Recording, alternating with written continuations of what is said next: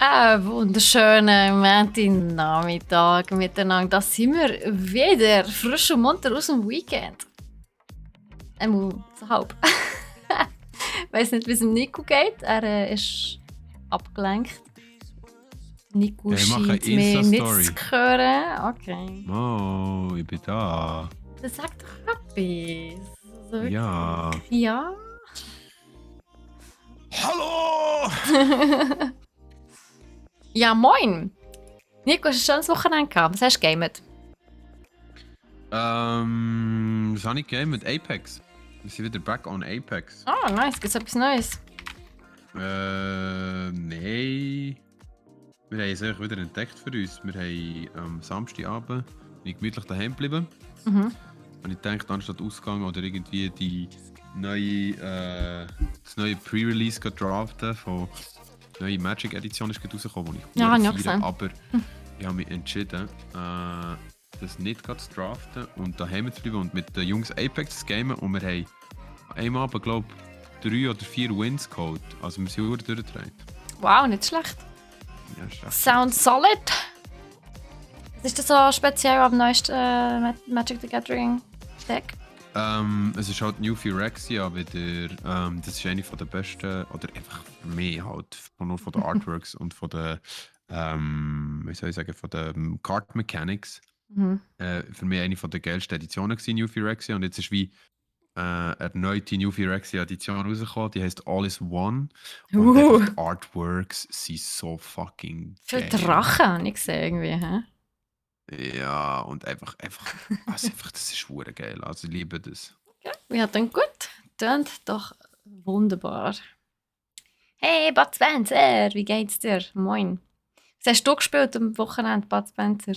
Also ja, nicht, dass ich euch allen... also nicht, dass ich davon ausgehe, dass alle am Wochenende gegamet haben. Ich kann nämlich nicht. Oh mein Gott. Darf es gar nicht sagen. Nein, aber ich habe Alice in Borderlands fertig geschaut. Ja. Was? Ah, die zweite Staffel? Mhm. Ich weiß nicht mehr, jetzt abgeschaltet bei dem Dude, der nackt ist.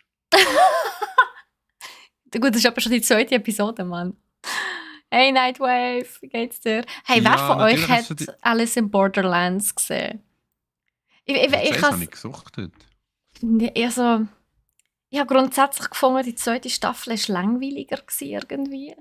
Es hat Ja, sich viel mehr in die weird. Länge gezogen irgendwie. Also, die erste Staffel habe ich cool gefunden, aber die zweite ist so in die Länge gezogen worden irgendwie. Viele Sachen, die man irgendwie hätte kürzer können machen und ja, ich habe mich noch öfters als bei der ersten Staffel an einen Amoklauf erinnert gefühlt. Das ist natürlich auch nicht per se cool. Was? Ja, ist wahr. Wieso? Ja, wenn da ein Dude rumläuft am und einfach Anfang, random im ja, Zeug ja. rumschießt. Also sorry, Ja, true. Maschinengewehr. Ja, aber wie gesagt, es ist mir ab und zu mega weird reingekommen, das Ganze. Also einfach auch eben ab dann, wo sie da den Kampf haben, wo sie gegeneinander schlägeln.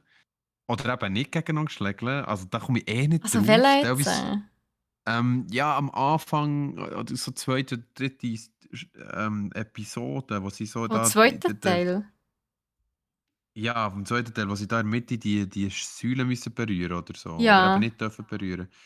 Das ist so weird, weil teilweise kämpfen sie, aber teilweise geben sie sich auch nur die Hand und dann Ja. sagt der andere, ja, du hast verloren. Keine Regeln? Ja, hast du in dem Fall nicht zugelassen, dass die Regeln sind? Nee, schau es halt auf Japanisch mit Untertiteln. Ah, Und ja dann ist es aber gut, ein das bisschen ist schwierig. natürlich, ja. Aber es ist natürlich blöd, wenn du natürlich die Regeln nicht verstehst, dann kommst du beim Spiel nicht raus. Und bei dem ist es recht essentiell, was die Regeln sind. Also von dem her, ja. Gut. Ja. Wenn ich japanische oder auch koreanische Serien schaue, dann sehe ich immer irgendwie die Figuren als Anime-Charakter. Geht dir das auch so? Ich stelle mir, ich habe dann immer ein Bild vor Augen, wie die Figuren in einem Anime würden aussehen. Oder in einem Manga halt, so schwarz-weiß. Immer, automatisch. Das ist... Ich kann das nicht abstellen. Weißt du, wie ich meine? Fair, weil aber auch recht viel halt so geactet ist. Also weißt du, Ja. sie acten dann Aber nein, auch so. einfach schon nur vom Gesicht her. Ich sehe immer sofort die Manga-Figuren vor meinem inneren Auge. Vielleicht habe ich zu viele Mangas Okay. gelesen. Vielleicht hast du zwei Mangas gelesen. Vagabond ist auch da. Salü. Hast du Alice in Wonderland gesehen? Hast du das gesehen? Hast du das gesehen? Ich weiß nicht, es ist auf jeden Fall eine sehr spezielle Serie. Ich finde es nicht per se schlecht. Es ist sehr blutig natürlich, aber sonst finde ich es eigentlich echt spannend. Vor allem, weil man nie weiss, oder es hat für mich so viele Elemente, die so unlogisch sind und keinen Sinn machen. Und ich habe immer gefragt, wie kann das sein? Warum? Was haben sie sich dabei überlegt, was sie diese Story dazu geschrieben haben und das Drehbuch. Und am Schluss war es klar, warum. Aber es ist halt so, währenddessen fragst du mich so, es macht keinen Sinn. Warum ist das so? Es macht keinen Sinn. Ja. Also, True. ich muss sagen, die Story ist eigentlich abgeschlossen nach diesen 2 Staffeln. Es sieht halt dann aus, als ob es noch eine 3. wird geben. Es hat so einen kleinen Hint darauf, dass es eine Fortsetzung geben kann am Schluss.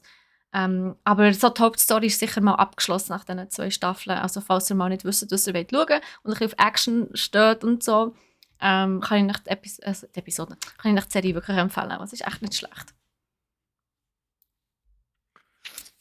Ja, also ich persönlich habe aufgehört zu schauen, weil ich muss sagen, mir ist es irgendwie zu weird geworden und stimmt dazu, es wird langweilig irgendwie. Es ist irgendwie es ist nicht mehr das gleiche Feuer. Und ich weiß gar nicht, was ist zuerst rausgekommen? Squid Game oder Alice in Wonderland? Oh, gute Frage. Weil ich glaube, Alice in Wonderland ist zuerst. Ich glaube, zuerst war, ja. Mhm. Ja, wo jetzt gibt es ja schon die 2. Staffel. Nachher, Squid Game ist erst angekündigt worden, ja. Hat ja den Hype wie genommen von diesem Deadly Game und irgendwie noch viel mehr aufgepusht. Mhm. Was dafür auch krass ist Physical 100. Das kann ich nicht, was ist das? Das ist so krass, ey. Das ist so ein bisschen TV, also so ein so eine Netflix-Show, wo 100 Koreaner und Koreanerinnen aus dem Fitnessbereich so ein bisschen darum kämpfen, also der Stärkere oder die Stärkste zu sein. Und da kommen wirklich mega krasse Bekanntheiten einerseits, also wirklich Weltmeister von MMA, also MMA-Weltmeister, Bodybuilder, Crossfitter, es hat einige Models und YouTuber und Tänzer und alles dabei und es ist so sick. Du siehst die Körper und denkst dich nur so okay. Schöner Moment. Also, und die müssen zum Teil wirklich 1:1 gegeneinander ankämpfen und du denkst so, okay, cool. Also, was? Ja, schau mal rein, es ist noch so Hose. Nein, also es ist wirklich sick. Das ist teilweise wirklich nicht mehr schön. Also, ja, manchmal, also wirklich, teilweise siehst du so, du denkst so, oh mein Gott, nein, das ist nicht mehr schön. Aber es ist wirklich krass. Hey, Paul, wir kennen dich da, salut. Ja, also das Physical 100 ist wirklich, es ist noch so wholesome, obwohl es so eine Show ist, wo der Gewinner am Schluss der Sendung 300'000 Won kann gewinnen, sind trotzdem alle mega supportive und führen sich gegenseitig an und geben sich Tipps und so. Es ist mega cute. Es ist wirklich schön. Ja. Won sind die koreanischen... Das ist die koreanische Währung, genau. Okay. Ja. Ich glaube, das sind 25'000 Franken oder so. Dort umeinander. 25.000. Ja, ich glaube es, ja. Ja, also es ist wirklich noch witzig. Also, es geht hure nicht vorwärts. Das ist ein unnötig. Aber ich lasse so Zeug aber gerne nebendran laufen, wenn ich auf dem Sofa am Arbeiten bin oder so. Fair. Verstehe ich. Ja, schon noch gerne. Verstehe ich. Das ist so die Serie, die du nebenzu kannst schauen. Genau, so wie ja so Make-up-Serien und Drink Masters oder wie das heisst. Fantastisch, love it. Make-up-Serien schaue ich auch mega gerne. Ich habe gedacht, und so Fashion und so. Next Designer. Oh, wir müssen da schnell Marke spielen. Ja, gell? Hey, da. Hol das nächste Mal das Glas. Also, weißt du, ich bin der Einzige, der von dem trinkt. Du musst kein Glas haben. Egal. Wegen dem geht's um das geht. Egal. Ja. Ich würde sagen, wir starten mit Audacity. und rutschen dann rüber in die Gaming News, was meinst du? Ja, über den Rutschen klingt gut. Ja. Das ist schon in die News Also. reinsliden. Oh, das die.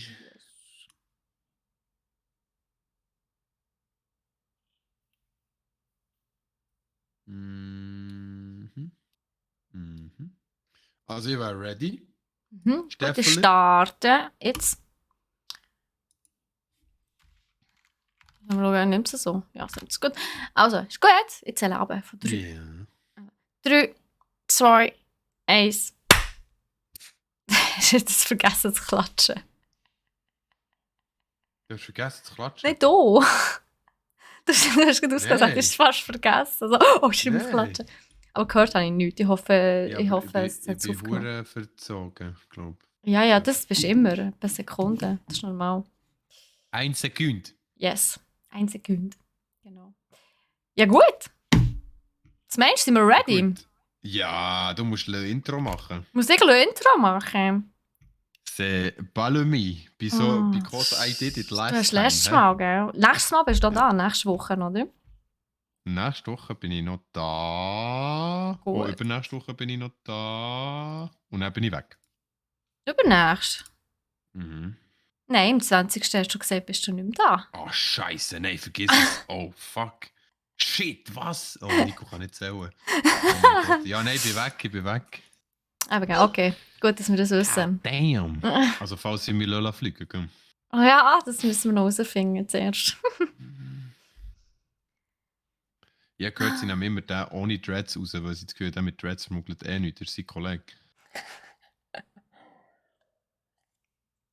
Hast du einen Kollegen mit Dreads? Ja, ich habe Ja, mit blöd. meinem Kollegen mit Dreads. Das ist blöd. Echt dumm für dich. Such dir doch andere Kollegen. Mhm. Ich würde es empfehlen, ja. Such dir neu. Also Leute, ihr wisst, wie der Drill läuft. Wir, Drill. ja. Wir nehmen jetzt einen Podcast auf. Währenddessen haben wir natürlich immer gerne so ein Äugli auf dem Chat. Aber trotzdem müsst tun wir eure Fragen und Antworten und Kommentare und alles dann erst nach dem Podcast beantworten. Ihr dürft aber ich sollte aufhören, Kohlensäurewasser zu trinken während der Aufnahme. Natürlich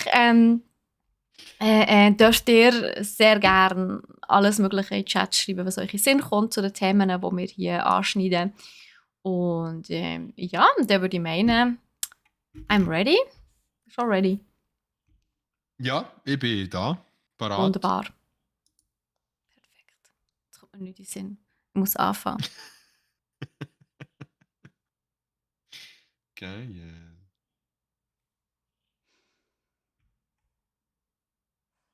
Okay. Also noch einen Schluck nehmen.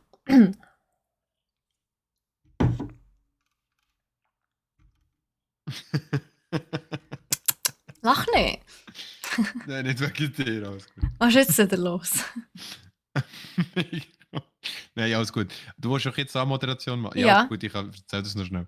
Ja, Ein Kollege hat mir geschrieben, lol, ich schaue 2 Sekunden in den Stream, weil schon werden meine Dreads dissen.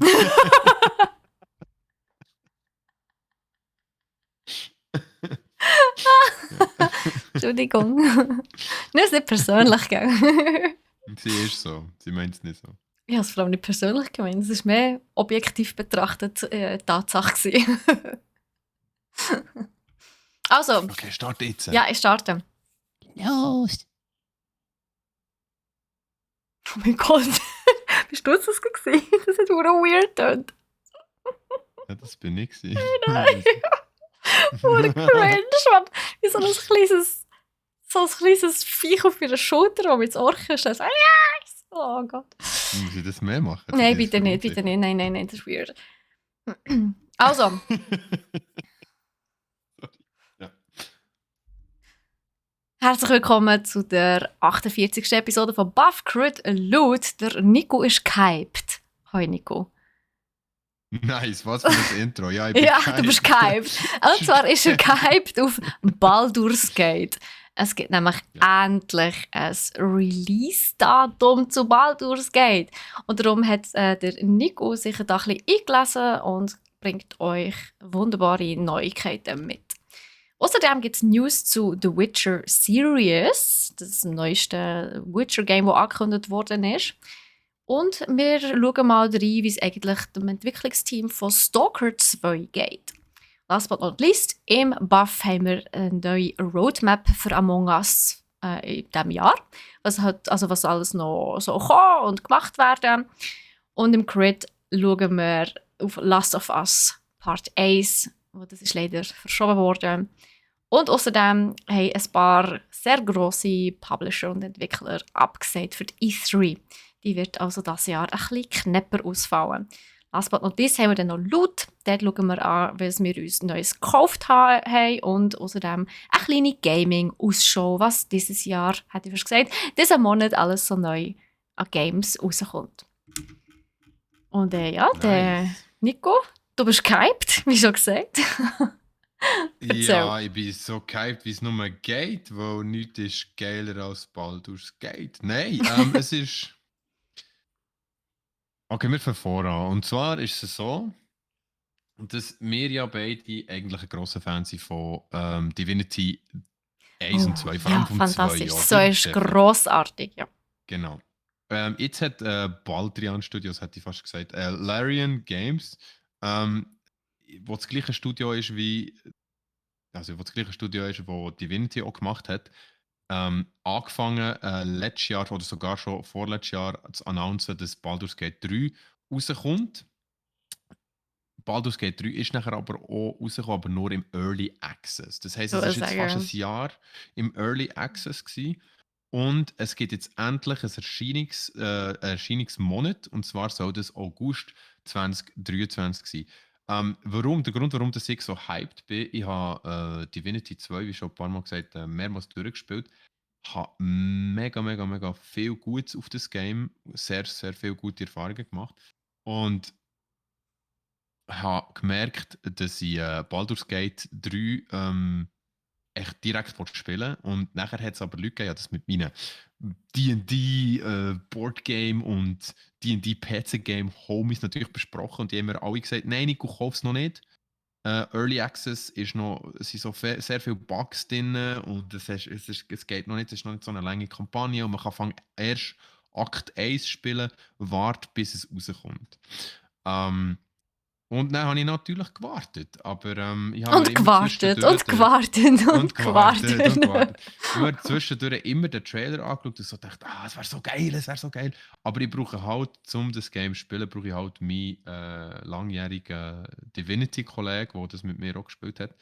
Und wenn der es halt nicht kauft, dann fange ich es nicht an. Ich fange es nicht ohne ihn an zu spielen. Also so herzig sind wir mittlerweile. Oh, so eine Ähm, treue Seele, der Nico. Das gibt man ihm fast gar genau. nicht. Wow. Da wieder. Nein, Immer noch sorry. schnell Das umgehen. natürlich. Du Ja. lebst, wie es Gut. läuft. Du weißt, wie läuft es. Mhm. Also, auf jeden Fall ist es so, Baldur's Gate 3 hypt mich recht ab. Und zwar einfach, weil ich grosser Fan bin vom Spielstil. Wir haben ja schon ein paar Mal darüber geredet, dass rundenbasierte Strategie mir mega zusagt. Und was ich jetzt, zum Beispiel, was für mich eine Neuheit war, ist, dass man im Divinity, und das habe ich dir jetzt fragen, Steffi, kann man ja auch in Echtzeit die Kämpfe spielen. Man kann es ja rundenbasiert spielen, aber man kann es auch in Echtzeit spielen. Und ich wollte dich fragen, hast du das mal gemacht? Habt ihr es in Echtzeit gespielt? Oder Nein, wir habt haben ihr immer rundenbasiert gespielt, ja. Weil ich kann mir darum Damit wir nicht uns taktisch vorstellen... absprechen können. Genau. Mhm. Ich kann mir darum nicht vorstellen, wie das in Echtzeit so funktionieren. Wie willst du das? Das wäre mir viel zu schnell. Du müsstest ja wie Mhm. alles schon forecasten und auf die Leute drauf schießen und also... Ich kann mir vorstellen, dass es sicher eben für Leute, die schon ein bisschen wissen, wie es funktioniert und alles, eine neue, coole Herausforderung ist, das so zu spielen. Aber ich muss auch sagen, jetzt gerade vor allem beim zweiten Mal, wo wir es gespielt haben, haben wir vor allem eine Person dabei gehabt, die selber praktisch nie gegamet hat. Sie hat aber mega Bock gehabt, das mit uns zu machen. Und weil es eben ein rundenbasiertes Spiel ist, wo man sich auch ein bisschen Gedanken darüber machen kann, was das Sinn macht, was man castet und so weiter, hat sie sich natürlich die Zeit können nehmen.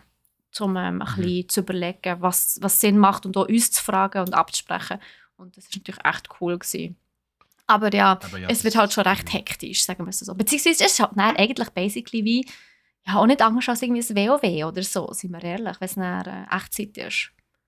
Nein, eben, darum sage ich, das ist dann einfach Buttonmashen, also taktisches Ja. Buttonmashen, oder? Und das kann ich mir halt bei diesem Game nicht vorstellen, weil ich liebe ja das Vorbereiten und wie wir es jetzt machen und wie wir vorgehen. Und wie du es kombinieren vor allem auch, wenn du deine Fähigkeiten miteinander kombinierst. Wie du kannst kombinieren etc. Was man muss sagen zu Baldur's Gate ist, dass es sicher viel mehr im D&D, also spielt im D&D-Universum, Divinity hat das nicht gemacht. Es ist halt auch viel mehr D&D in dem Sinn, es ist viel mehr Dungeons & Dragons. Und zwar, weil man halt fast jede Entscheidung auswürfeln und auch Angriffe auswürfeln. Also man hat wirklich so den Die. Das heißt, es hat auch viel mehr näher mit Glück und so zu tun, als ist das Divinity. Genau, aber du kannst ja dort das Glück auch ein bisschen beeinflussen, indem du halt wie Opportunity Attacks hast oder Stealth Attacks hast oder du hast zum Beispiel, keine Ahnung, du hast noch einen Würfel en plus, weil du eben eine gute Fähigkeit hast, dann würfelst du mit 2 Würfeln anstatt mit einem. So ein bisschen kannst du das Glück ein bisschen beeinflussen und ich finde das halt noch geil. Ich bin ein Fan von Würfeln, ich bin ein Fan von zufallsgenerierten Sachen und auch Outcomes aus Würfeln, auch wenn die schlecht sind. Ich nehme es her, ich bin jemand, ich finde dann, okay, der Würfel halt jetzt geht nicht wollen, dass sie den Kampf gewinnen. So ist es jetzt halt, oder? Das finde ich eigentlich noch gut. Der Nico feiert die Feste, wie sie fallen. Das ist so. Ich bin grundsätzlich eigentlich so. Und darum bin ich mega hyped auf das Spiel. Ich sage es schon zum 3. Mal, es tut mir leid. der Early Access, den man im Moment kann spielen kann, der geht 15 bis 20 Stunden, gleich schon. Also 15 bis 20 Stunden kann man spielen. Er ist länger als noch der Early Access vom Original Sin 2. Da hat man auch erst den ersten Akt können spielen, aber es waren nicht 15 bis 20 Stunden, sondern ein bisschen weniger. Und der Hauptentwickler von Larian Games hat auch noch gesagt, oder Larian Studios hat auch noch gesagt, hat so eine Vergleichsliste gemacht, mit wie viel besser dass der Early Access vom Baldur's Gate 3 im Vergleich zum Original Sin 2 ist. Die tue ich jetzt nicht auflisten. Es ist so mega. Summa summarum, ist es besser oder nicht? Es ist besser, aber. Nur weil sie es halt abgeschaut haben. Ja, natürlich. Also, look, wie gesagt, da müssen wir nicht länger drüber reden. Der Early Access könnt ihr noch holen. Das Spiel wird nicht teurer oder billiger, wenn ihr es sich jetzt holt oder später holt. Der Preis bleibt gleich, so wie meine Recherchen ergeben haben. 60 Euro, glaube ich, 60 Franken. Oder wie viel ist der Euro, Steffi? Ich weiß nicht. Aber ja, Base zu eins. Es kommt nicht mehr drauf an. Genau. Und ihr könnt nicht, da wird es so ein bisschen zum Spiel beschrieben, ihr seid natürlich wieder eine Truppe von 4 Helden, wo es natürlich aber auch immer wieder zusätzliche Charaktere gibt, die mit euch laufen, die mithelfen. Man kann die Helden austauschen, man kann, glaube auch immer wieder neue erstellen. Und somit kommt man schon zu dem Part, wo sich schon die ersten Geister scheiden tun. Und zwar fängt man mit einem vorgefertigten Held an oder tut man selber einen erstellen. Und ich bin natürlich gar nicht für fortgefertigt. Ich liebe es, selber zu erstellen. Ich bin bei dir, aber kleiner Einwurf an dieser Stelle. Hast du mal bei Divinity einen vorgefertigten Charakter gespielt? Ja. Okay, ich nehme auch einen. Und das Coole ist halt, dass du gewisse Quests hast, die du sonst nie bekämpfst. Gewisse NPC-Interaktionen, die du sonst nie wirst haben. Gewisse Items, die du sonst nie wirst haben. Du hast teilweise wirklich eigene Quest-Lines mit den fixfertigen Charakteren, sage ich jetzt mal, die du sonst nie würdest sehen oder bekommen. Und das ist echt cool. True. Das stimmt. Welchen hast du gespielt? Ich habe den Roten Prinz gespielt. Die Echse. Ja. Genau. Ich habe Dings gespielt. Die Rogue Frau. Ja. Nein, kein Rogue. Dann bin ich aber Tank gewesen. Warte, ich weiss welche. So eine Menschenfrau. Ja, genau, die Lose. Ja. Exakt, ja, genau. Ja, die Lose. Mit ihrer Harfe. Die immer oder Lore. Oder so. Ja. Ah, wirklich? Ja. Ja, als Tank, gell? Ich habe mich auch immer aufgeregt, wo alle... Das ist, ja, egal. Das ist eine andere Geschichte. Ich habe mich immer aufgeregt, wo alle Gegner auf mich sind gekommen, aber ich war Tank gewesen. So, ja, schöner Moment. Ja, ich spiele nie Ähm, Tank normalerweise. Das ist das erste Mal, als ich Tank gespielt habe. Egal. Also, erzähl weiter. aber man kann in Baldur's Gate 5 vorgefertigte Helden mitnehmen, von Anfang an. Man kann den Astarion mitnehmen. Das ist, der Elf ist zusätzlich noch ein Vampir und agiert als Rogue. Man kann, Elf-Vampir. ja, Okay, spannend. ähm, Gale kann man den Gale kann man mitnehmen, der ist ein menschlicher Zauberer. Man kann die Laezel kann man mitnehmen, sie ist eine Was Githyanki-Kriegerin. ist das? Ich tue es nachher noch erklären, ich erkläre es. Okay, ja, Githyanki-Kriegerin. also das ist so eine Shadowheart. Rasse in dem Fall. Nehme ich an. Ja, genau, Okay, die gut. erkläre ich nicht. Ja. Shadowheart ist halbelfische Klerikerin und der Wil ist ein menschlicher Hexenmeister. Die 5 hat man zur Auswahl, die man von Anfang an mitnehmen kann. Aber ich bin natürlich jemand, der selber erstellen. Und da habe ich mich natürlich gefragt, was gibt es für spielbare Völker, was kann man sich erstellen. Und im Baldur's Gate sind folgende spielbare Völker verfügbar. Ich habe da zuerst mal die aufgelistet, die auch keiner von euch kennt, außer ihr spielt Dungeons Dragons und seid dort drin. Also ich habe es selber nicht kennt. Die Githyanki sind so grünhütige Elfen, die aussehen wie dünne Orks mit Elfenohren. Ja, gut, ich weiss welche, ja. Genau. Ähm, und es ist eine Rasse von Bewohnern der Astralebene, als Überlebende von einer langen Versklavung durch einen Gedankenfluter sind sie zu rücksichtslosen Plünderer und Räuber von vielen Welten geworden äh, in der primären materiellen Ebene. Holy, das sind aber Ähm, geil. Es klingt geil, Mega. aber natürlich verstehe ich nur Bahnhof. Da muss man natürlich noch ein bisschen mehr von Lore kennen, aber es klingt sehr Astralebene, nice. das weisst aber, was es ist. Ich glaube, ich weiß, dass die Astralebene ist. Es ist nicht die zweite Dimension, wo du kannst rein Ja, man tun sagt, das kannst. ist so die Dimension, wo Geister und so leben. Also Genau. beziehungsweise. Hast du, Fix, ja, hast du astrale Dings, Wesen, ja. ja, hast du Dings gesehen, Doctor Strange? Die Serie oder der Nein, Film? das ist der Film. Doctor Ähm, Strange. Er ist vom Den Film habe ich, glaube MCU. gesehen, ja. Ja, ich glaube, Äh, den Film habe ich gesehen. Wenn er aus dem Körper rausgeht, ist er ja auch in der Astralebene, also in der Astralform. Ah. Wenn er so, während er eigentlich schlaft, und sein Geist, seine Seele liest nach Bücher und sich weiterbilden. So das. Das ja machen. Schlawiner. Mein Gäste sollen dann einfach für mich bügeln. Ja, das wäre so gäbig. Außer der Podcast, dann mache ich es auch. Ja. Also, ähm, gut. Es ist ja so, man kann die Githyanki spielen, man kann aber auch Tieflinge spielen. Tiefling sagt dir etwas, Mhm. Steffi? Ja. Tiefling sind die Teufelswesen, also teuflisch aussehendes Volk, sind eigentlich Menschen mit Teufelshörnern, meistens roter Haut und die kommen aus der Unterwelt. Die finde ich mega cool, würde ich sicher auch gerne spielen. Und nachher gibt es Drows. Drows, geschrieben D-R-O-W. Habe ich mich gefragt, was ist ein Drow, oder? Das habe Mhm. ich wirklich nur ein paar Mal gehört. Drows sind eigentlich Dunkelelfen. Also es ist genau das Gleiche. Drows sind Dunkelelfen, dunkle Haut, elfisches Aussehen, eher böse angesiedelt. Aus den dunkleren Bereichen der Welt, von dieser Fantasiewelt. Aber gleich schöne Wesen eigentlich. Mhm. Habe ich übrigens mal cosplayed. Halbling ist klar, ist Photo or basically it der never Frodo. happened, Nico. Was? Photo or it never happened. Du hast das Foto gesehen? Ja, aber die anderen nicht. Die, die alle zulassen, haben es nicht gesehen. Ja, das ist ja egal. Also, Halbling.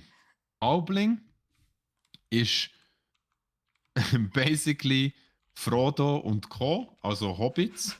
Oder dreckige Hobbits. Genau. Und, und der Unterschied. Und dann, das habe ich müssen googlen. Und nachher gibt es aber auch noch Gnomen, die man kann wählen kann. Jetzt ist die Frage, was ist der Unterschied zwischen einem Gnom und einem Halbling? Weil im Game, oder wenn ich es google, sieht die irgendwie recht ähnlich aus. Mhm. Ähm, Jetzt habe ich das natürlich gegoogelt und Google hat mir gesagt, Halblinge sind gedrungener und bodenständiger, während Gnome eher schlank und skurril sind. Halblinge sehen aus wie Miniaturmenschen, Hm? Gnome sehen schlanker und kleiner aus als sie. Okay. Das Da heisst, kommen mir der aber Gnome. Goblin in den Sinn, ehrlich gesagt. Aber okay. Vielleicht auch Ja, das dort wird es Gleiche. aber dort wird's Ah, schwierig. weird. Dort wird's schwierig. Nein, weil Goblins haben noch so die Elfenohren, die Ja, langen. true, ja. Und Gnome nicht. Gnome hat Gnomen haben was? das nicht. Gnomen haben so komische Nasen, aber wie Goblins. So Jesus die Christ. ich meine, im Harry Potter, das sind doch auch Gnomen in der Bank, ne? Gringotts. Nein, das sind Kobolde, oder? Ja, ja, das sind Kobolde. Ja, eben. Wo ist denn der Unterschied zwischen einem Ja, Gnom und einem keine Kobold? Ich Ahnung. komme nicht mehr draus. Ja, es gibt viel von Aber wie denen. gesagt, es ist einfach, es geht, Einfach es, etwas. es geht in eine ganz schwierige Richtung. Ja, also das sind die paar Völker, die ich schnell erklären muss. Also Hey, wir aber wiederholen. was ist denn der Unterschied zwischen einem Gnome und einem Zwerg? Der Zwerg ist stämmiger Noch stämmiger als ein Gnome. ja, der Gnom ist ja nicht stämmig. Der Mo? Gnom ist eher schlank und skurril, steht hier. Aber Und Halbling. Oh, ja, Halblinge sind genau. gedrungener und bodenständiger. Also Ja. Aber die Hobbits, Miniaturmenschen, okay. die mit den Also, Harzenfüßen halt. ja, also könnte man meinen, also okay, Zwerg ist der Breit, der Halbling ist in der Mitte und ja, egal, okay.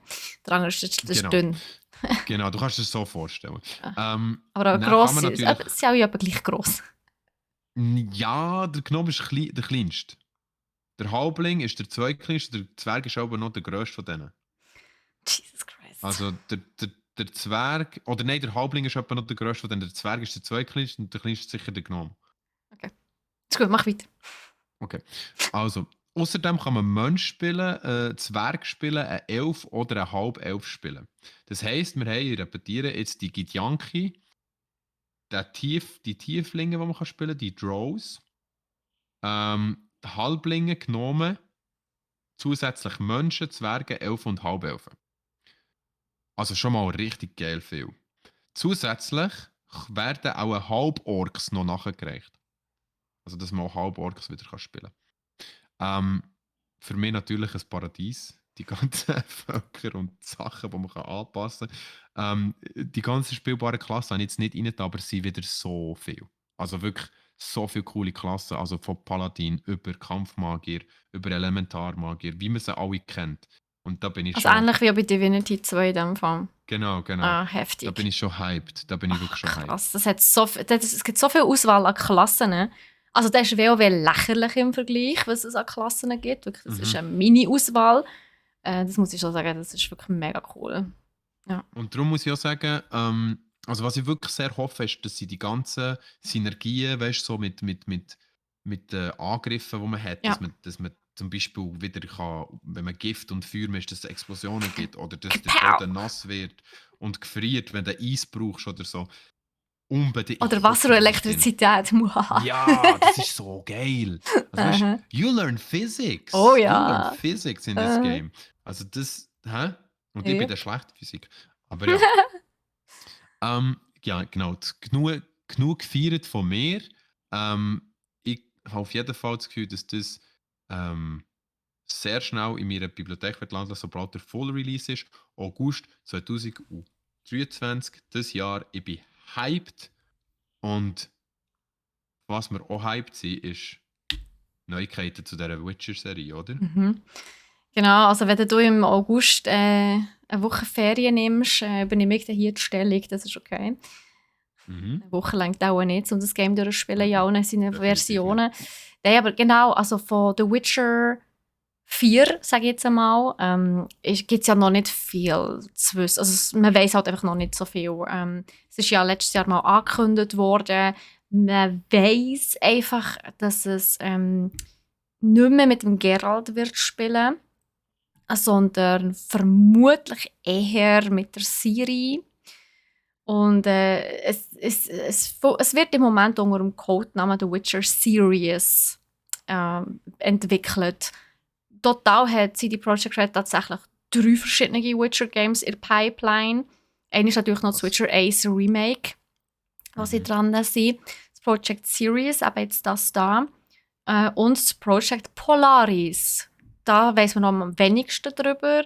Das ist aber der erste Teil von einer neuen Trilogie anscheinend. Also da kommt noch einiges auf uns zu. Oh ja. Oh ja. Was noch interessant ist, also es hat jetzt ein paar Stellen ausgeschrieben gegeben und normalerweise so die schlauen Journalisten, die schlauen Gaming-Journalisten, die können ja sehr viel aus diesen Gaming-Beschreibungen, also aus diesen Stellenausschreibungen herauslesen. Ja. Und es ist so, das Entwicklerstudio, das das Game entwickelt, ist der Molasses Flood. Die machen Drake Hollow, also haben Drake Hollow gemacht und auch The Flame in the Flood. Und vom Grafikstil her ist es sehr anders. Also man weiss ja, The Witcher ist bis jetzt immer so ein bisschen in Superrealismus hineingegangen, wo also alles sehr, sehr realistisch ausgesehen hat und so grafisch top-notch wie nur möglich. Anscheinend geht es jetzt ein bisschen in eine andere Richtung. Es wird mehr so ein bisschen stilisiert sein und eben das ist mehr so ein bisschen ein einfacher Comic-Look. Ohne Outlines, sage ich jetzt einmal. Also so ein bisschen 3D. Ja, man muss, also geht mal wirklich Drake Hollow googeln, wenn es euch interessiert. Also ich kann mir vorstellen, dass es in die Richtung könnte gehen. Neu durch fände ich es aber auch irgendwie total schade. Also, I don't know. Ja, ich sehe, was du meinst. Ja, das weiß ich nicht, ob man das... ja, ich weiß auch nicht, ob ich das so... Also es ist sicher etwas komplett Neues. Ja.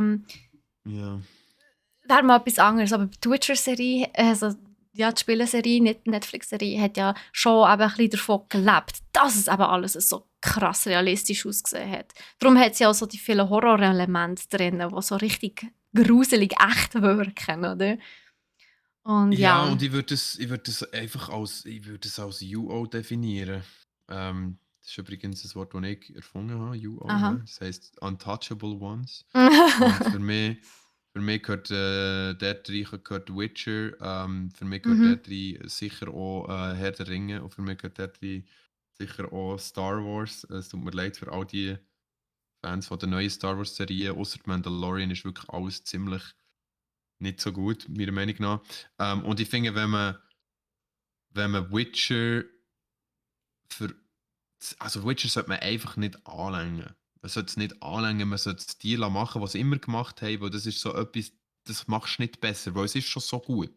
Mach es nicht kaputt. Das ist so ein bisschen das, weil das, was jetzt mit den Rings of Power passiert ist, also ich würde mir das nicht antun.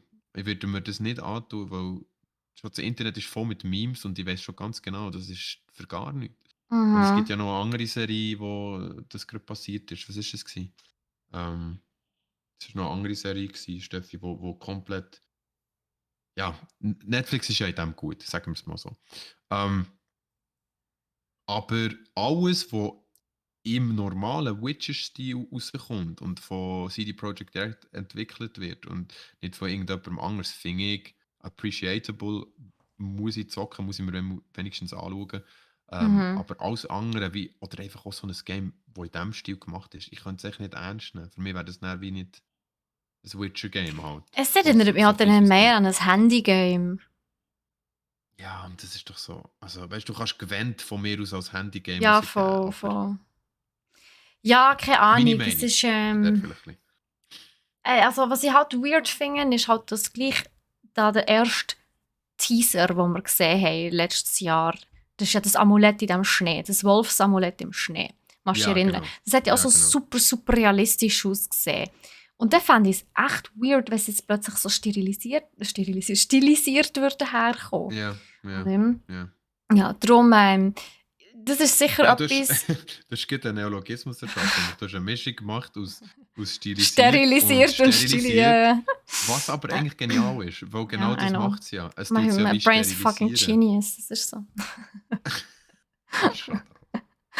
Also mal weiter. Ja, also vielleicht noch zwei, drei positive Aspekte sicher. Also es wird eine prozedural generierte Umgebung geben. Es wird auch viele neue Features geben, zum Beispiel eine Multiplayer-Komponente, die natürlich auch viel sich wünschen. Wo man natürlich, wenn das der Fall wird sein, auf euch immer noch fragen, Multiplayer-Komponente, also heisst das man kann gewisse Teile im Multiplayer spielen, aber grundsätzlich wird es allein gespielt. Oder kann man es von Anfang an bis zum Schluss, wie irgendwie bei Lego, bei den Lego-Games, irgendwie 1 bis 4 Personen spielen. Das wäre natürlich cool. Und Okay, ja. ja, also das Herzstück ist anscheinend so der Koop-PvE-Multiplayer. Also, ja, mal schauen, was genau das sie mit dem meinen. Ich glaube, was effektiv nice wäre, ist, wo es gibt nämlich Hinweise auf ein Klassensystem und dass die Spieler die Möglichkeit haben, wirklich Charaktere in dieser Witcher-Schule zu erstellen. Also es gibt ja verschiedene Mhm. Witcher-Schulen. Und dass die Spieler die Möglichkeit haben, aus diesen verschiedenen Witcher-Schulen einen Charakter zu erstellen oder beziehungsweise auszuwählen. Und mit dem dann erst in die Welt zu treten. Also ein bisschen wie die Hogwarts-Häuser, stelle ich mir so vor. Und dann tut dann aber wirklich so mit 3 Kollegen, je nachdem, jeder ein bisschen aus einem anderen Haus oder so, oder aus einer anderen Witcher-Schule, ja, wenn man dann natürlich das kann zusammen spielen kann, wäre es schon noch nice. Aber ich muss wirklich sagen, Grafik ist, glaube ich, etwas, was bei mir ein grosser, kritischer Punkt ist. Aber ich glaube, es ist so ein bisschen als einziges. Mhm. Aber ja. Dann mal schauen. Es noch steht alles in den kompletten Babyschuhen. Von dem her wissen wir noch gar nicht, was auf uns zukommt. Aber es bleibt auf jeden Fall spannend und schauen wir, dass wir euch auf jeden Fall auf dem Laufenden halten.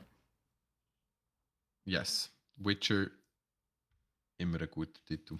Yes. Und ja, ich würde sagen, dann kommen wir gleich Ja, direkt zum nächsten Titel. mehr gibt es halt wirklich nicht zu erzählen. Nein, alles Das gut. ist schon so. Wo in dem Jahr erschienen. Und zwar ist das ein Titel mit einer langen Vor-, Nach- und Währendgeschichte. Und zwar ist es so, dass wir von Stalker 2 reden. Die Leute, die vielleicht Stalker 1 gespielt haben, wissen ein bisschen, um was es geht in diesem Game. Oder wissen es sogar sehr gut, aber wissen vielleicht auch, wie es im Moment um einen zweiten Teil steht. Das Entwicklerstudio von Stalker 2 liegt nämlich oder ist nämlich in der Ukraine gelegen, ist ein ukrainisches Entwicklerstudio. Mittlerweile sind sie auf Prag umgezogen, weil in Kiew, in der Hauptstadt von Ukraine, da kann man eigentlich theoretisch nicht mehr arbeiten, weil die ist ja bombardiert worden mehrere Mal. Dort ist Krieg, Russland ist einmarschiert. Ähm, oder, korrigiere mich, einmarschiert ist der falsche Ausdruck, Russland probiert einzumarschieren. Ähm, und GSC Game World, wo das Studio ist, von denen ich rede, wo Stalker 2 entwickelt, haben immer wieder mit Unterbrüchen natürlich müssen das Spiel entwickeln und sie sind immer noch dran, haben aber jetzt den Lichtblick gebracht, dass es im 2023 so erscheinen. Ich komme näher gerade zum Spiel selber, wo ich nicht so viel werde erzählen, aber ich werde noch schnell etwas sagen zu der Lage von innen. Also es gibt wirklich Mitglieder von dem Team, von dem Entwicklerteam, wo tatsächlich sich ein Gewehr gerappt haben und sie in den Krieg gezogen gegen Russland.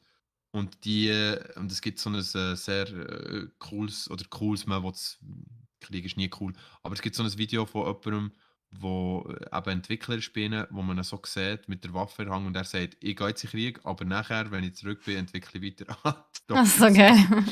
2. Und du denkst eigentlich so, wow, Balls of Steel, so, oder? Ja, vor allem, es ist so, Ähm, weißt du, andere sagen so, hey, geh kurz an tanken, geh mir ein Sandwich kaufen oder so. Also, ja, geh schnell in den Krieg, dann geht's weiter. oder ich gehe schnell eine Zigarette holen. Aber Aber eben, ja, es ist das so, Beispiel wollte ich nicht bringen, aber ja, genau. Schlussendlich kann ich auf das raus wollen. Aber schon verdammt brutal, ja. Mann. Ah, heftig. Ja, schon, oder? Mhm. Also ich meine,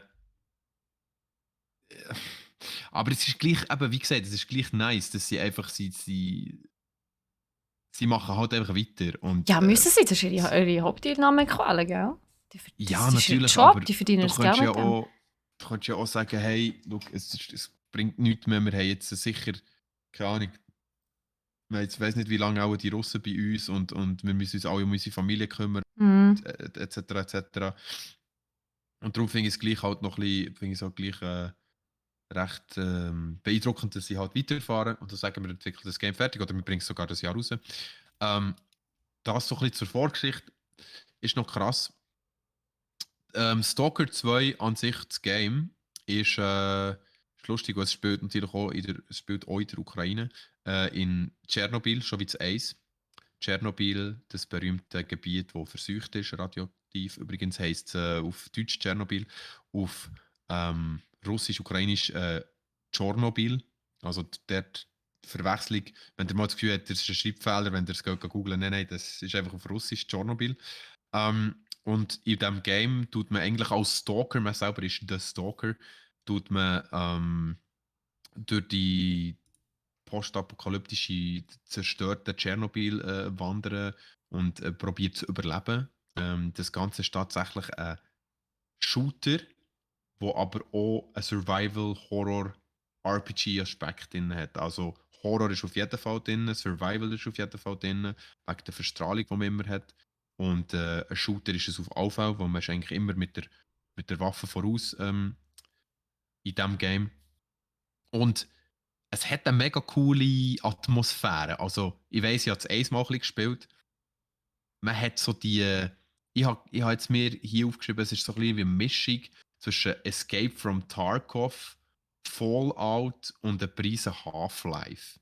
Also, es ist wirklich so die 3 Games würde ich etwa rein tun. Wir erinnern Und so ein bisschen an vielleicht. PUBG. Irgendwie. Okay. Aber ja. Ja, gut. Ja, gut. Mit PUBG hat es jetzt nicht verglichen, aber es ist auf jeden Fall ein Game, wo man sich fürchten kann, wo man viel Action hat und wo man auch verschiedenste Rätsel muss lösen muss, um weiterzukommen. Also es gibt auch Parts, wo man muss gewisse Nachrichten entschlüsseln oder auch können, ja, ein bisschen überlegen, um weiterzukommen. Und es hat eine sehr coole Story. Also die Story ist sehr spannend, wie das Ganze passiert ist mit Tschernobyl und wie das mit da wieder rauskommt und ob man überhaupt noch jemanden findet, der noch normal ist, wo alle in dieser Welt scheinen irgendwie crazy zu sein. Es gibt überall Mutanten, die ihm angreifen, es gibt mutierte Tiere, es gibt mutierte Menschen. Ähm, ist auch so ein bisschen wie ein Zombie-Horror-Survival, manchmal. Also echt Yikes. die Wesen, die ihm angreifen. Ist sicher nichts für schwache Nerven, also nichts für die Steffi. Und ich persönlich sehe es sehr zum Spielen. Also würde ich mir ist sicher etwas, wo ich mir mal Zeit nehmen zum Reinschauen.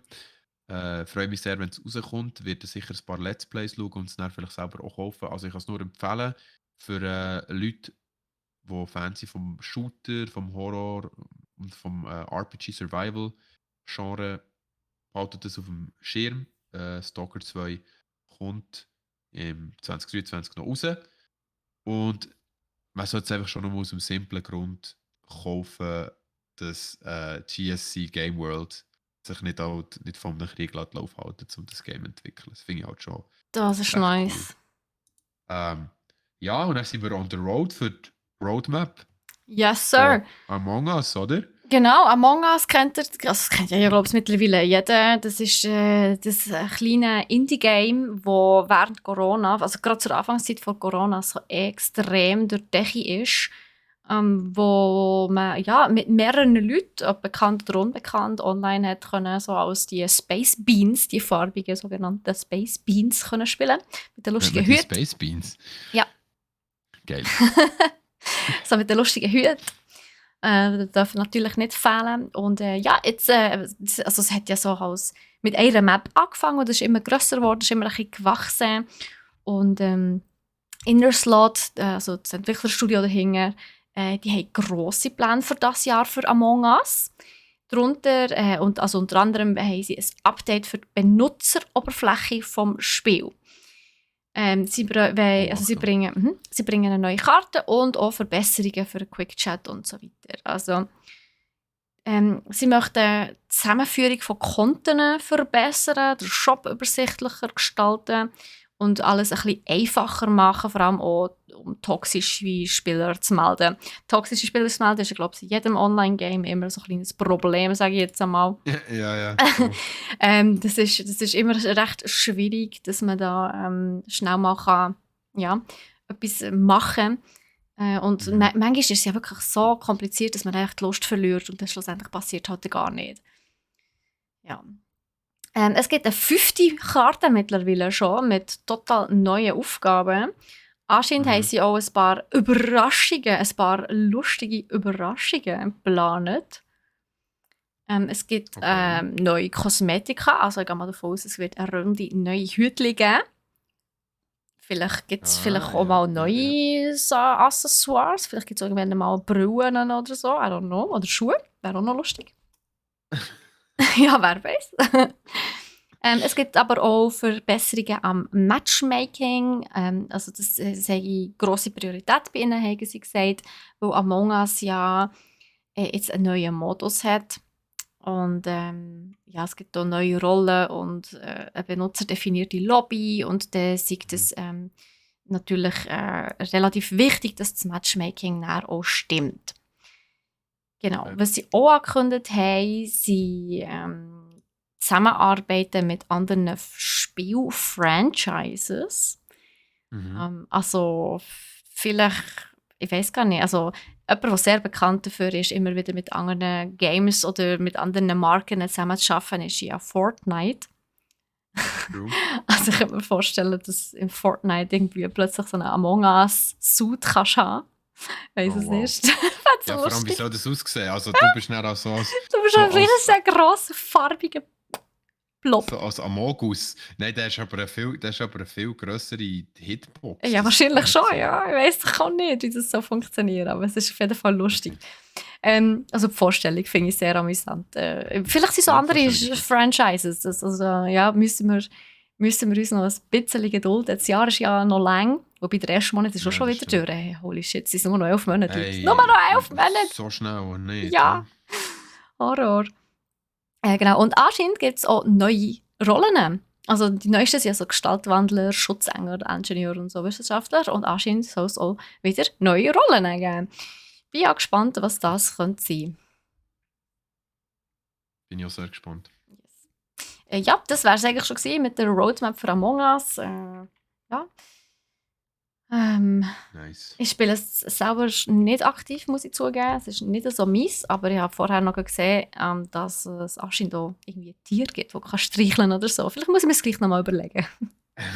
Aber wer spielt denn das noch, ist meine andere Frage. So ein bisschen, weil, Auf Twitch sehe ich es effektiv immer mal wieder, okay, dass es nach wie vor gespielt wird. Ja, ich glaube, für Streamer ist es aber nach wie vor sehr witzig. okay. Ja, für Streamer, das verstehe ich noch. Ja, das Mhm. hat eigentlich einen guten Unterhaltungswert, stimmt schon. Ja gut, Steffi, dann würde ich sagen, Vor allem Nico. Sorry, aber ich bin ja ja, echt gespannt, was die lustigen Überraschungen sollten sein. ich weiß es nicht. Also, wie gesagt, mir tut es jetzt nicht mega reizen, ganz ehrlich, Ja, aber mir aber auch nicht so.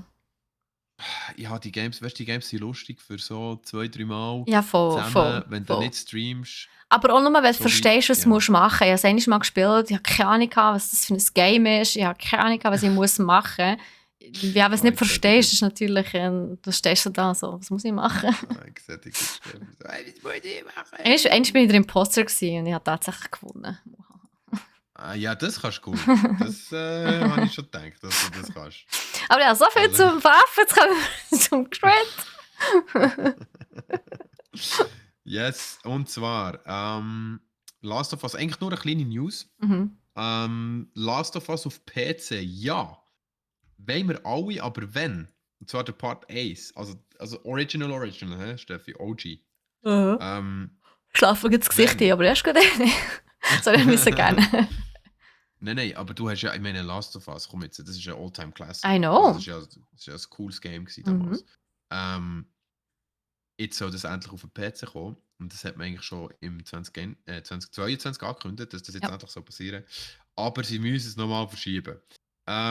Wir sagen da auch wieder, Steffi, gell, better safe than sorry. Im Endeffekt sind wir froh, wenn der nachher etwas bringt, das Hand und Füße hat, wo man kann spielen kann. Das neue Datum ist der 28. März. Dann soll sorry, The Last of Us, das ist ein bisschen schwierig, es ist beides mit Us, oder? Mhm. The Last of Us Part 1 auf dem PC released werden.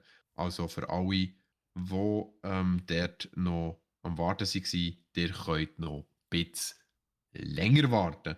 Und auf was, dass die E3 Nein, Moment 2023 schnell. nicht kann warten? Das Gute ist Okay, ja, Entschuldigung. Ja. alle die am Warten sind, können ja ihre Zeit ein bisschen verkürzen, indem sie einfach die Serie schauen. Last of Us Serie. Fair. Die soll ja Schaut die anscheinend Serie, auch genau. sehr gut sein. Genau. Ich habe selber noch nicht reinschauen, habe es aber definitiv mal noch vor. Aber das ist so etwas, das mache ich gerne. Wenn alle Episoden draussen waren, einmal mal die Staffel durch binge-watchen und dann habe ich das auch wieder abgeschlossen. Aber da immer nach einer Episode wieder eine Woche müssen warten, das ist nicht meins. Ich habe tatsächlich eine Insta-Story gesehen von jemandem, der musste rennen musste. Also, Ich weiss, glaube ich, Mensch, ja. Also, das ist anscheinend schon recht deep, also von dem her, ja. du weißt, glaube ich, genau, Ich was ich weiss meine. genau, wenn du... Ja. Item. Ja. Weiteres Crit-Thema. Und zwar die E3. Also wir haben es ja in den letzten paar Jahren schon ein bisschen gemerkt, die E3 ist nach wie vor so ein bisschen am Schrumpfen. Sie haben ja müssen also die E3, für die es nicht wissen, ist ja so das Gaming-Event gewesen, jedes Jahr, also weltweit. Die findet eigentlich normalerweise jährlich in Los Angeles statt. Und dort hat es immer die grössten Publisher gehabt, die grössten Game-Entwickler. Also dort hast du einfach deine News herbekommen, sagen wir es mal so. Also die Leute, also beziehungsweise die Publisher und Entwickler, die haben aber auch effektiv auf die Messe gewartet, um ihre Games zu announcen und so weiter. Jetzt durch Corona hat es natürlich einen kleinen Rückschlag erlitten. Sie müssen zuerst am ersten Jahr absagen und dann haben sie es online gemacht. Und es ist immer wie, ja, ich sage jetzt mal, ein bisschen kleiner geworden, beziehungsweise haben immer wie mehr abgesagt.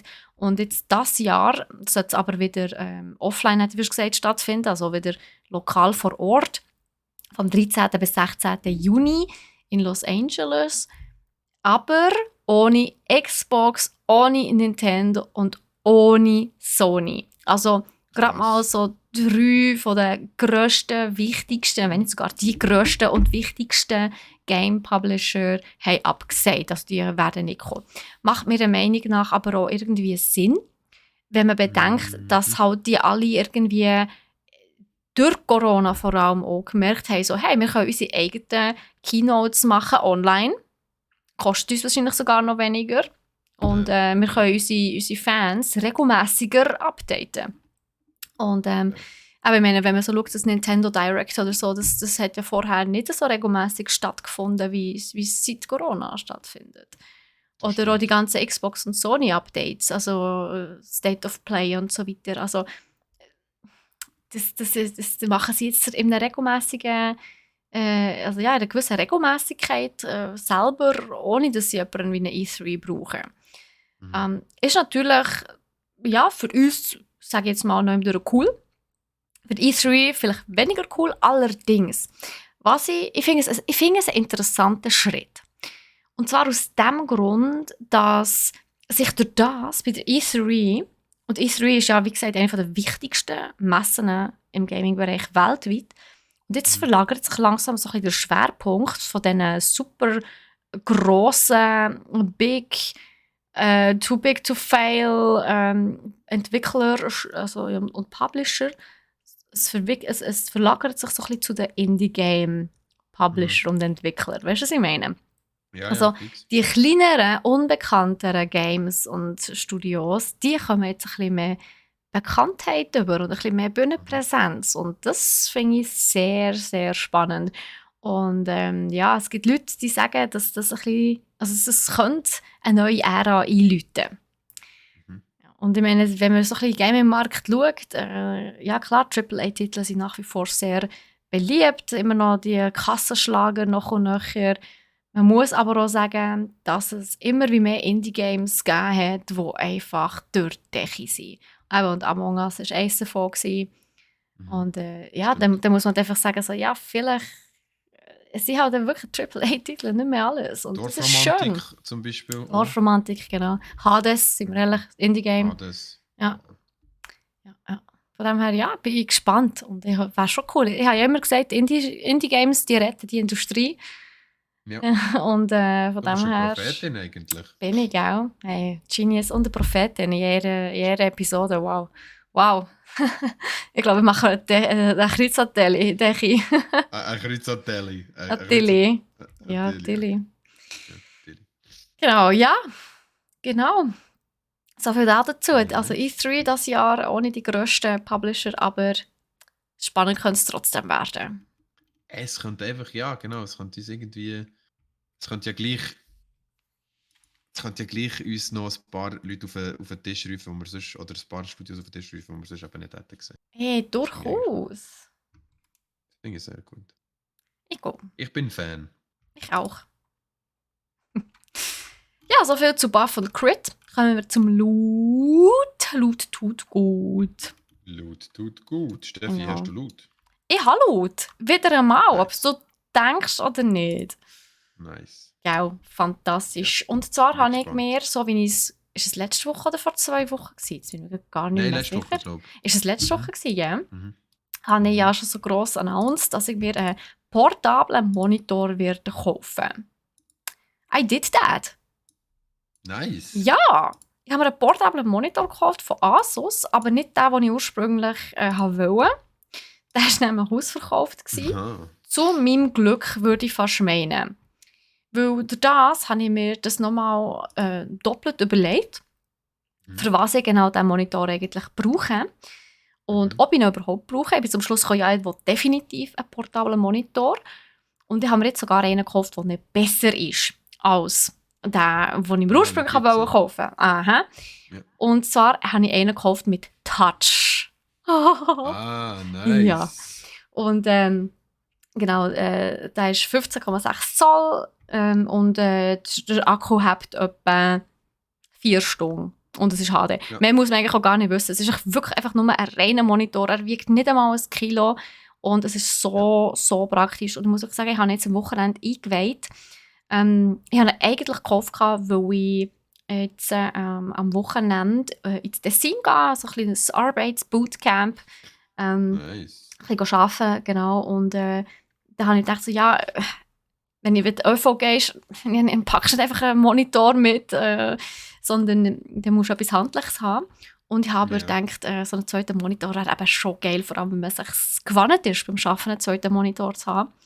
Und jetzt habe ich gedacht, ich probiere das mal. Und ich muss wirklich sagen, jetzt bin ich wirklich am Wochenende, also gestern am Sonntag, auf dem Sofa gehockt, habe ein bisschen meine Serie geschaut auf Netflix, das ist nebenbei gelaufen und ein bisschen vor mir hingeschafft mit diesen beiden Monitoren. Also einerseits der Laptop, andererseits eben der Touchscreen. Das ist fantastisch. I love it. Sehr gut. Ja, also muss ich wirklich sagen, es ist ganz, ganz grosses Kino. Ja. Habe ich Freude. Cool, Steffi. Da bin ich froh, hast du etwas gefunden, Ja. das dein Arbeiten erleichtert. Aber wenn ihr externen Monitor oder einen Portable Monitor meint, gibt es bei uns im Shop. Kann man sich holen. Ist wirklich ein gutes Ding, habe ich mir auch schon überlegt. Es ist vor allem einfach. Es ist super einfach. Du schließt es nicht nur an, fertig. Du musst einfach nur anschließen. So für designtechnische Sachen, das ist echt cool. Ja, du kannst ihn übrigens als Handy anschließen. Geht auch. Ah, cool. Ja. Cool. Es hat sogar Tonqualität ist jetzt nicht die beste, aber muss es ja nicht sein, so Sachen, ja, machst du. Nein, also für das brauchst du ja nicht. Nein, gar nicht. Also das muss ich wirklich sagen, es ist super einfach, die Anwendung, easy peasy, ist wirklich geil. Ja. Dann cool, dann sehr cool. Ja gut, ich habe kein Loot, wir haben aber noch einiges an Games, Game-Neuigkeiten, genau. Shop, oder? Gell? Yes, sir. Genau, und zwar, also einfach nur, dass es der Vollständigkeit halber erwähnt ist. Wir haben natürlich Hogwarts Legacy, genau, wo am Freitag offiziell erscheint. Die Deluxe-Version haben, die haben es ja schon am Wochenende bekommen. Genau. Dann haben wir Kirby's Return to Dreamland Deluxe. Alle die gerne Kirby spielen, ja, absolut ein Must. Das ist ein Jump'n'Run. Bin mir überlegen, ob ich es so hole. Kirby ist einfach cute, Mann. Ich liebe Kirby, der ist so herzig. Genau, dann haben wir Wanted Dead. Okay. Ich weiß nicht, ob du das etwas sagt. Es sieht krass aus. Es ist ein Hack-and-Slash. Also für die Playstation. Genau. Und Atomic Hearts hatten wir noch. Das ist ein First-Person-Shooter, Action-Rollerspiel. die anscheinend noch recht cool aussehen, aber ich weiss... Atomic Heart habe ich gesehen, ja, Vorschau gesehen. Ja, ich muss ehrlich Sehr gesagt cool sagen, eigentlich. wenn ich es so sehe, sieht es für mich aus wie so, ja, yet another First-Person-Shooter, weißt du, was ich meine? Ja, natürlich. Also eben, Aber ich weiss auch, ich habe mich nicht damit beschäftigt, ich kenne mich mit der Story nicht aus, von dem her kann ich es nicht sagen. Anscheinend sieht es cool aus, der Sean hat gefunden, es sei cool. Von dem her, ja. Also, das war mitbekommen, wenn der der Sean selber noch das nicht können sagt, spielen. Aber wenn der also Sean das sagt, dann muss es fast gut Sean sein. ihres Vertrauens, das ist Genau. schon so. Genau. Und was wir auch noch neu haben, ist Company of Heroes 3. Das ist cool, das kann ich sagen. Da habe ich jetzt 1 und 2 beide gespielt. Nice. Okay. Das ist ein sehr cooles Game. Ist eigentlich basically Age of Empires im Zweiten Weltkrieg. Okay. Age of Empires im Wirklich. Zweiten Weltkrieg. Ja, Wunderbar. das beschreibt es am besten. Okay. Ja, das Ja. sind so die Games, die wir noch im Shop haben. Geht doch mal auschecken. brech.ch/gaming und dann findet ihr die neuesten und schönsten und besten und tollsten Sachen. Kann ich empfehlen. brech.ch/gaming. Geht einfach mal drauf schauen. Die Seite ist echt nice. Und nur das Beste und Schönste und was hast du noch gesagt? Ja, logisch. Das Beste und Sie wird ja auch Schönste nur von den Besten und den Schönsten gemacht. Also. Die Besten und Schönsten sind die uns hören und zuschauen. Ah, das Das sind die stimmt. besten Ja. Menschen. Das muss man Ja. wirklich sagen. Voll. Ja. Ja gut, das wär's mit Buffcrit Loot für heute. Ich hoffe, es hat euch gefallen. Ich hoffe, ihr habt vielleicht auch der ein oder andere die ein oder andere News gehabt, die für euch auch newsig und spannend war. Denkt dran, wir haben Reddit. Join unserem Reddit. Reddit. Können wir dieses Genau. Reddit. Genau. Falls ihr das noch nicht gemacht habt. Und gebt dem Podcast 5 Sterne, wenn ihr gut schnell eine Sekunde noch Zeit habt. Das hilft uns natürlich auch extrem, gefunden zu werden. Unter diesen vielen tausend Podcasts, die es mittlerweile gibt. Hey, Ja, gut. aber es gibt noch ein Lied, das ich Ihnen Mhm. empfehlen kann. Ich empfehle noch ein Lied und dann hören wir auf mit dem Podcast. Das ist von. Aber du musst es singen. Nee. Das ist von wegen Lisbeth und es heißt Podcast. Und im Refrain singt er: Mach doch bitte, bitte, bitte keinen Podcast. Sehr gut. Mo machen wir und damit tschüss miteinander. Supi! Ja, das war es mit dem Podcast. Wir bleiben jetzt natürlich noch ein bisschen da für euch, falls ihr noch Fragen oder Anmerkungen oder etwas habt. Obwohl ich gerade sehe, dass da gar nicht so wahnsinnig viel rum ist. Der Valve hat noch gefunden, Baldur's Gate tönt nach Haarschaum. Haarschaum. Alright. Warum? Warum nicht? Baldur's Gate nach Haarschaum. Also das ist... Haarschaum. Also warum Ja, nicht? Nico, Haarschaum. Ja, Haarschaum. Ja, also Wie kommt man auf so etwas? Also... Ich weiß es nicht. Also er ist, glaube weiter später auch noch etwas sehr Kryptisches geschrieben. Du musst mal ein bisschen runtergehen. Also es kommt noch etwas sehr amüsantes. Adu ist noch da. Salut Adu. Salut, Steffi, was ist der rote Rand ums Videobild? Irgendetwas auf deine Lippen. Färbt ab. Ah, färbt ab. Ach so. Ja, erbt ab ist... Ja, aber das ist gleich auch ein bisschen kryptisch. Also, Ja, eher ein bisschen. Valve One, wenn du uns etwas möchtest mitteilen, wir sind Ohr, wir probieren es zu verstehen. Ja, vor allem, dann hat er drunter geschrieben Hokus, ho, ho, ho. Wieder so ein Santa. Santa-Emote. Und ich dachte also, ich meine, ist okay. Kann man machen. Kann man machen, warum nicht? Ja. Warum nicht? Aber es Was geht ich so, als wäre es ein Menti, wo sehr viele Leute sehr viel müssen arbeiten. Ja, arbeiten. Nein, aber was ich lustig habe gefunden ist, wir haben doch noch vorher über die Kollegen mit den Dreads geredet. Ja. Und ist dir aufgefallen, dass es im Trailer von Baldur's Gate einer hat mit blonden Dreads? Der erste oder so Ja. kommt, oder nicht? Ja, Ja, ich musste lachen. Das ist so typisch, das passt gerade so gut. Das ist echt so ein bisschen Dread-Shaming, was du machst, Steffi. Ich mache nicht Dread-Shaming. Überhaupt nicht. Ich finde einfach die Situation lustig. Ich mache auch nur Spass bei Ruti. Ich würde sagen, sonst komme ich mit kultureller Aneignung, der ist fertig lustig. Ja, der ist definitiv fertig lustig. Ja, genau. Definitiv. Darum sprechen wir das hier gar nicht erst an. Nein. Machen wir nicht. Ja gut, ich glaube, wir haben alle genug zu tun, oder? Mhm. So Ja, die vielleicht noch schnell Alben. zum Programm Ja, von, genau. von der heutigen Woche. Du hast gesagt, von der jetzigen Woche. Folgendermaßen. Aber morgen kommt der Podcast noch auf Spotify etc. raus. Das heisst, falls ihr ihn heute verpasst habt oder einen Teil davon verpasst habt, könnt ihr ihn dann nachhören. Ohne Bild, nur mit Ton, ein bisschen zweckschnitten, dass es alles noch ein bisschen runder und schöner tönt. Und Yes. dann am 1, also vorher sogar noch eigentlich am 1, also der Podcast kommt ja erst am 4. Am 1 kommt aber noch der Stream mit dem Cyril, da baut er wahrscheinlich seinen Eiffelturm weiter, wenn ich da schaue. Ich kann euch das vielleicht schnell zeigen. Das ist ein ziemlich grosses Teil. Ich meine, im Stream schauen, Nico. Das Teil ist gigantisch. Es ist verdammt Wieder gross. Sieg, Mann. Ja, ja, es ist wirklich, wirklich riesig. Ich denke mal, er baut dort weiter. Und genau, am 11. nicht mehr am 11. Er macht ja seit diesem Jahr am 1. Am 1.